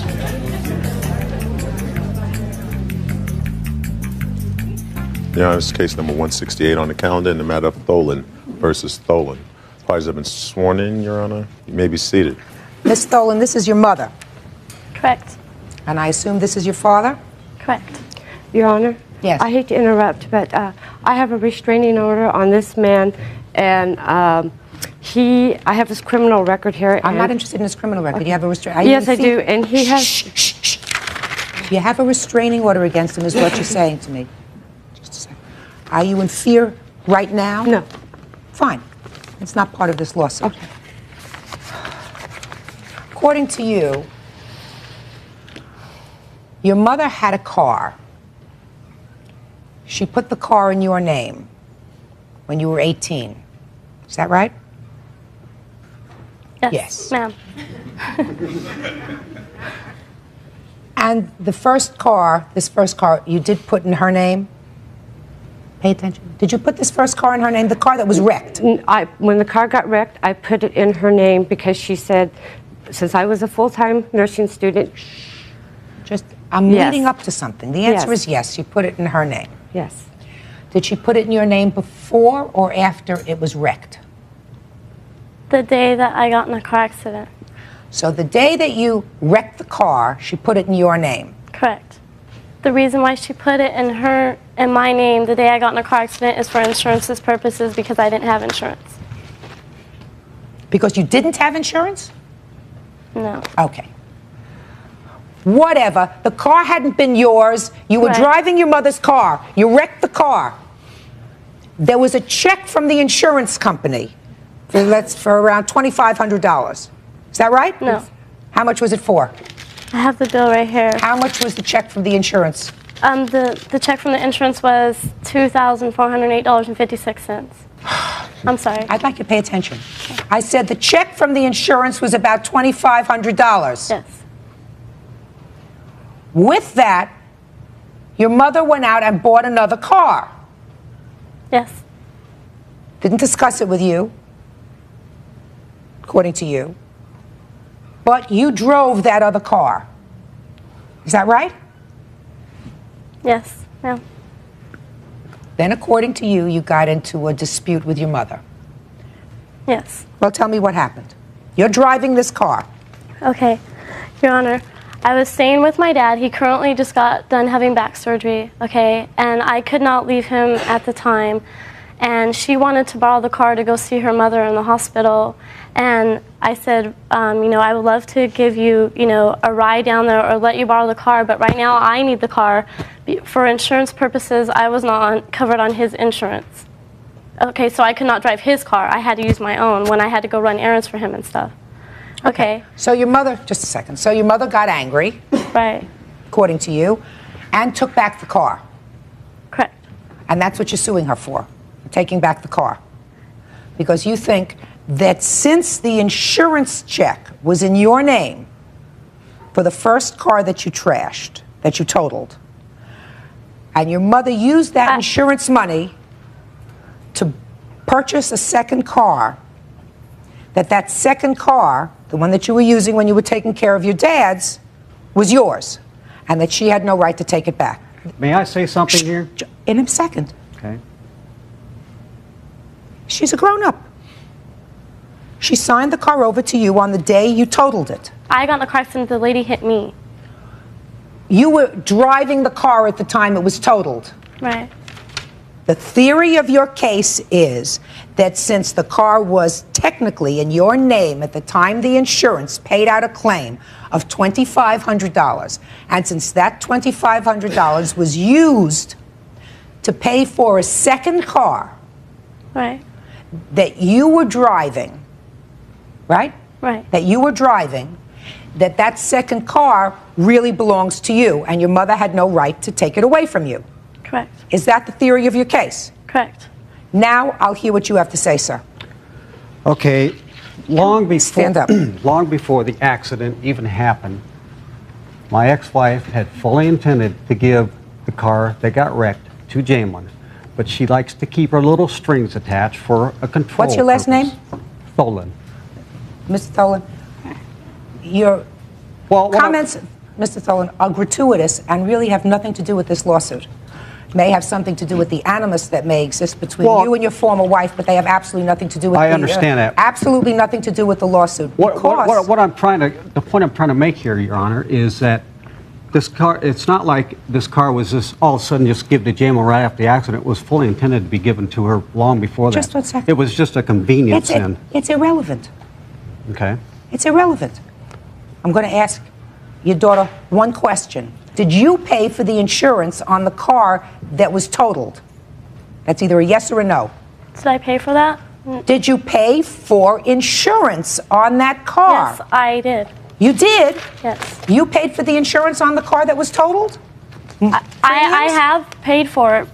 She paid for it, I paid for it. Like she would pay for it and I would pay for it 1 month. I don't have any receipts or anything though. Who paid for the insurance I on the did. car? Of course you did. Jamelyn Tholen says her mother, Vicki Tholen, should return the car that is rightfully hers. Vicki says Jamelyn owes her for trashing the car. The theory of your case is technically flawed. This was not your car. The insurance money that was paid on the car was paid, that money was used to buy a second car. Because, listen, I hope the insurance company isn't listening to this case, because technically I think what you did was commit a fraud on the insurance company. I didn't. That's my No. That's the whole point. You're not being particularly useful, so I think you ought to sit down. That's fine. Good. What you're supposed to do, sir, is not try to make things worse between a mother and a daughter. You're supposed to try to make things better. I'm trying to. No. Oh, no. You're trying to make yourself into a hero to your daughter and not make things better between a daughter and a mother. It's already bad enough that a daughter and a mother come here and they stand before a court. Well, somebody that takes a car from a daughter and who's trying to get a job and then takes her only means of trying to find a job, to me, is pretty low, Your Honor. But that's also very helpful, Mr. Tholen. Yeah. This lawsuit is dismissed, that's all. Parties are excused. You may step out. I can't believe my own daughter would take me to court when I've done everything to help her, and she turned on me. It's a nightmare. I didn't want to bring her here, but that was my only means of transportation. I paid for the car. It's pretty low that somebody would do that to their daughter. Parties on Brown versus Sutter. Step forward, please. 18-year-old law student Tyler Brown claims 20-year-old production worker Nathan Sudarth assaulted him, putting him in a chokehold. Nathan says Tyler threatened his girlfriend. Mr. Brown, you are seeking damages for an assault. Mm-hmm. You acknowledge that you assaulted the plaintiff. Yes, I do. But you have an excuse. I'm going to hear your excuse in a minute. Why don't you tell me, sir, where did this assault take place? Okay, Your Honor. It was at a place that I was working at when I was going through high school. I was working. It's a public restaurant. He come in to where I was working. What kind of work were you doing? Well, it's a pizza place. I was back at the sink washing the potatoes and stuff that they use to cook. And he come back while I was working. I was standing right by the sink. He walked to the restaurant, ran into the back, grabbed me. I was standing at the sink, slammed me against the cooler and started choking me. And then he was cussing at me and everything. And then I have statements and stuff here from the ladies that it took 2 of the ladies that worked there to finally get him off of me after he stood there and choked me and cussed at me. All right, so how did he choke you? Was he in a chokehold or how did he choke you? He just come up against me and he slammed me against the cooler and I was stuck against the cooler and he was like this. Well, he's holding your hand like this. Was your neck in his hand? Yes, ma'am. Is that how he was choking you? Yes, ma'am. No, it wasn't. Shh. Okay. And you had him arrested? Yes. And you pled guilty? Yes, I did. And now you want to tell me the excuse that you have? Yes, I will. He decides he wants to threaten my girlfriend, says he wants to beat her up. Stop. From what I read in the papers, your girlfriend was also working at the pizza parlor. Yes, she was. She's here. This is your girlfriend. That's her right there. You can tell me what she told you because it's your reason for this assault. I come home. She told me that he had been yelling and screaming at her because evidently he thought that she was talking about him to somebody else, which was bull. And so he takes and he decides to walk over to her and threaten to beat her up. And therein, that's it. Nobody threatens her. I'm sorry. But nobody will threaten my girlfriend, my fiance, in any way.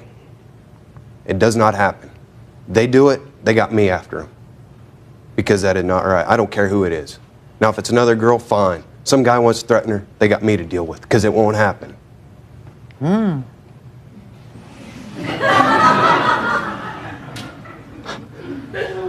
How many times have you been arrested? I've been arrested 1 time.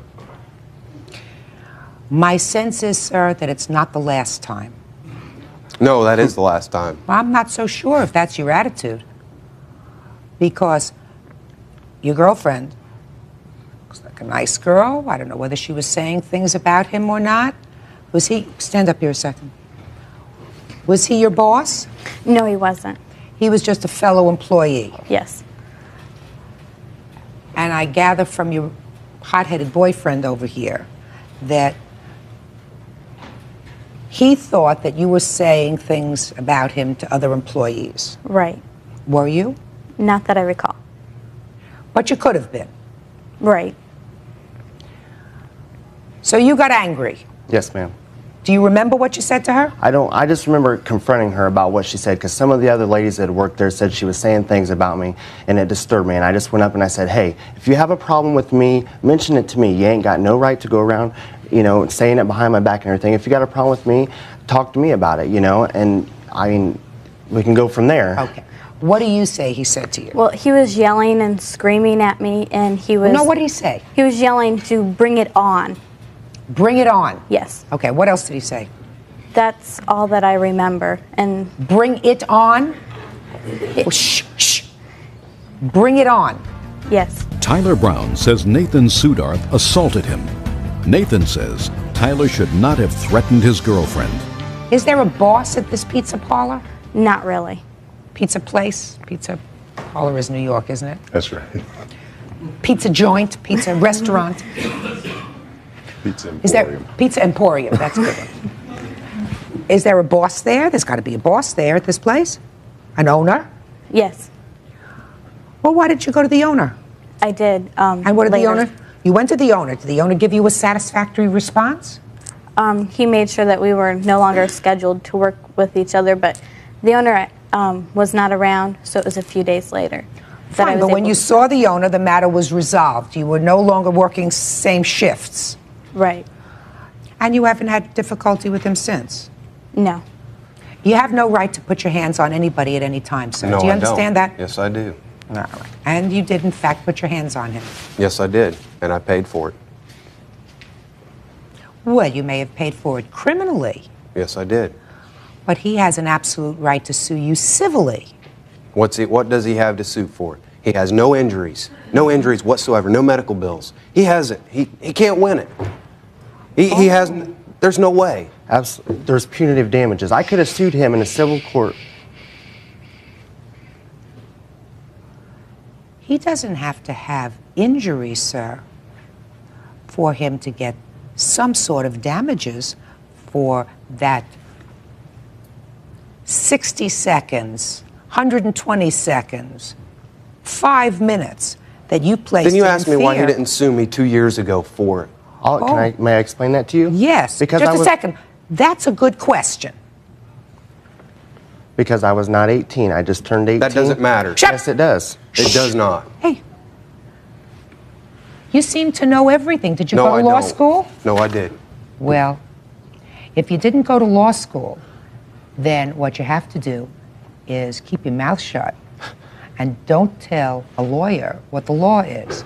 Now, during the course of someone's minority, which means prior to their reaching 18, any statute of limitations tolls, which is, it is sort of held off until they reach majority.